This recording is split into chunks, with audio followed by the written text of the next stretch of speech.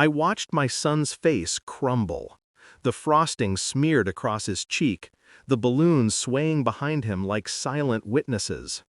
My sister's boy had shoved the cake in his hands, laughed as he flinched, and the room erupted in laughter. Not a single adult tried to stop it. My chest tightened. I didn't yell, I didn't scream. I walked over, took my son's hand, and told my sister and her brat to leave. They hesitated. The adults, frozen in their smug amusement, didn't move. I didn't wait for them to argue. I guided them out, door slamming behind them. Silence swallowed the room. The laughter stopped, but the tension didn't. Later that night, my phone buzzed. It was Mom.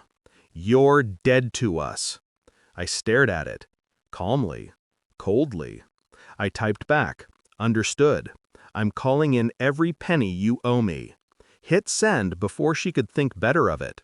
It wasn't the first time I'd been blindsided by them. My sister, my mother, all smiles and affection when it suited them. I remember when my son was born, how my family cooed, gushed, swore loyalty.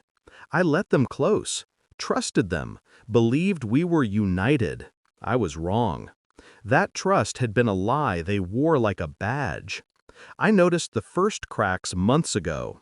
Small digs at my parenting during dinners. Snide remarks about my career. Always phrased as jokes, always public.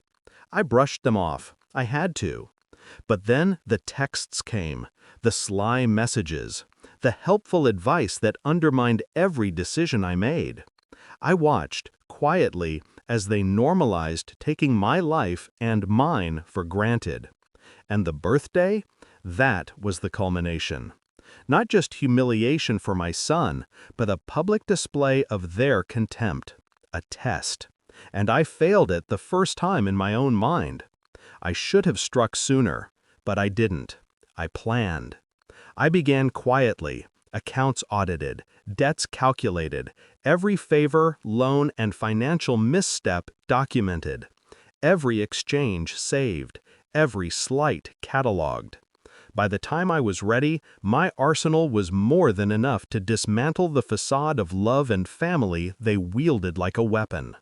I reached out to lawyers, financial experts, and even a few old friends who owed loyalty, not to them, but to truth. Every step calculated, every move deliberate. I didn't act on impulse. Impulse gets punished. Strategy wins. 2 weeks later, I sent notices. Claims, calls, paperwork landing in their hands like icy daggers. They laughed at first, too proud, too certain. I watched their confidence crumble, subtle at first, then catastrophically. My sister, who prided herself on charm and wit, realized she had no leverage. My mother, who had once whispered about family unity as though it were a shield, now realized that unity didn't cover debts, exposure, or the evidence of years of manipulation. The night I confronted them was quiet. My son asleep upstairs, safe. I didn't need an audience. My sister's eyes widened, Mom's jaw tightened. I didn't raise my voice. I didn't cry. I laid it out. Every loan, every favor called in, every slight accounted for. I watched them try to bluff, to manipulate, to appeal to sentiment. Nothing worked. They had spent years underestimating me, counting on my temper, on my pride. They had never understood patience, precision, and memory. "You've forgotten one thing," I said, voice calm but sharp. "I keep track. I remember. I act." They fell apart. Slowly, meticulously, I watched their carefully constructed worlds topple like houses of cards. Not because I wanted revenge, it's never about that.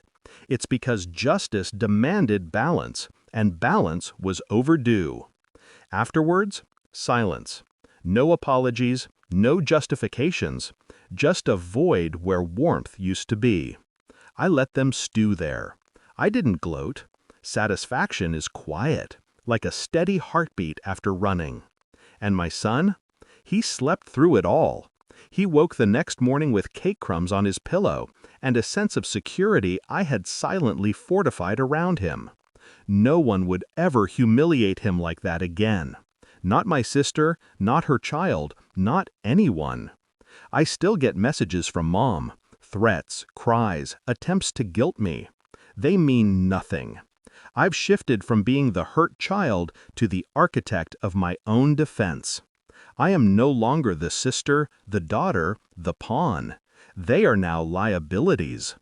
I move through life with clarity, not emotion. Every betrayal cataloged, every debt due, every wrong answered. The birthday was the trigger. The humiliation, the laughter, the betrayal, it all funneled into one inevitable truth.